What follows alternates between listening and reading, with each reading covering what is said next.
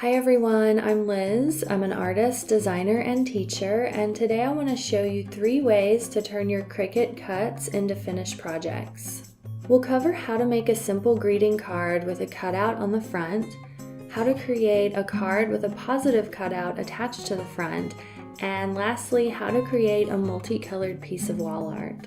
I already covered some tips for cutting these intricate pieces out using the Cricut machine in my last video. So you may want to check that out if you're new to cutting on your Cricut machine or if you've had some trouble with intricate cuts in the past. I created these images on my iPad using the design program Procreate, and I made a class on how to do that. You can watch the class on Skillshare. If you don't have a Skillshare membership though, you can pick up a free trial on my site. So if you want to learn how to make your own templates like this, check out the class. But if you just want to try mine, you can pick those up on my blog as a free download. So for this first project, I'm going to start with an 8.5 by 11 sheet of 65-pound cardstock. And this has a cutout right on the bottom half, and I made sure to size that so that it's below the 5.5 inch mark. And then I'm just going to use this scoring tool to put a line right in the center to make this a little bit easier to fold. And next I'm going to use that same tool to cut a piece of gray paper in half. I'm going to use some simple Elmer's craft bond to attach this piece to the back of the card.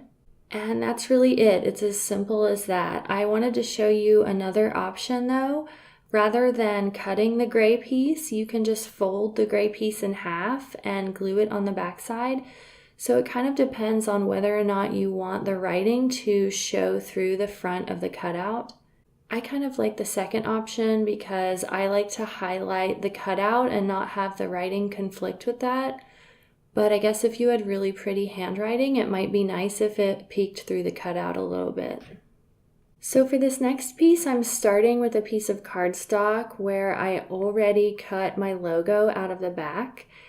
And I'm adding this intricate cut mandala to the front. So I've sized the mandala so it's less than 5.5 inches tall.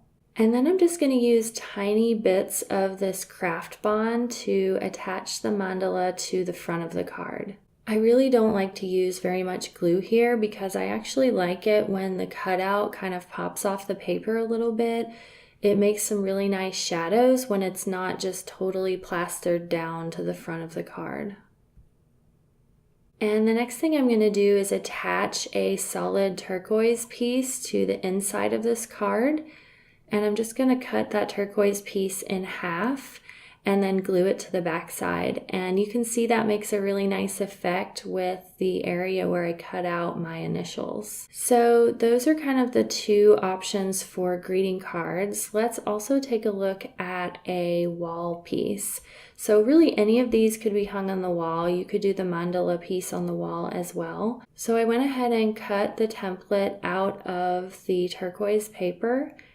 And I'm going to choose this brightly contrasting color to go behind it. Now I'm going to take a piece of the paper that I want to use for my text, and I'm just going to go around and trace all of the letters so I know exactly where to cut the gray paper. So I'm kind of making a little map on the gray paper to make it easier to cut this piece out. Then once I cut that out, I'm just going to glue it to the back. And again, I'm not going to use a ton of glue. I'm really just putting it in between the letters and in between the words.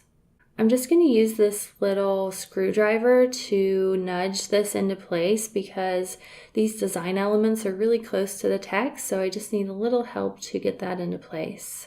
And then if there's any little areas that aren't perfect, you can always snip those out with a tiny pair of scissors. I'm just using some sewing scissors.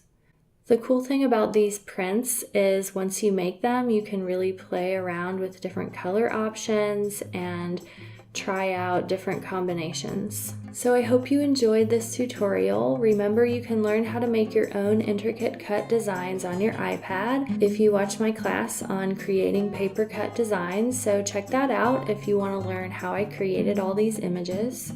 If you have any questions about my process, just send me a message through my website and I would be happy to help. Also, I would love to see your project. If you try one of these processes, please share what you make. You can tag me on Instagram or Facebook at Liz Kohler Brown to share your finished card or wall art. Thanks so much for watching, and I'll see you again next time. Bye bye.